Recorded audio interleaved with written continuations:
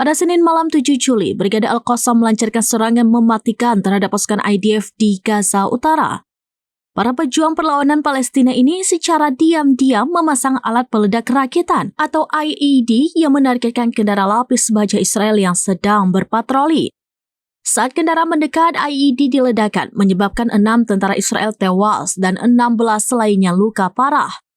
Insiden ini menegaskan kembali bahaya yang dihadapi pasukan di wilayah konflik tersebut dengan tim penyelamat Israel bahkan diserang terpisah saat mengevakuasi korban. Serangan pada Senin malam ini memiliki kemiripan dengan operasi penyergapan sebelumnya pada 24 Juni ketika unit teknik tempur lapis baja Israel juga diserang di Beit Hanun. Kota di ujung utara jalur Gaza ini telah menjadi sasaran serangan Israel terus-menerus sejak 7 Oktober 2023. Download Tribun X sekarang, menghadirkan lokal menjadi Indonesia.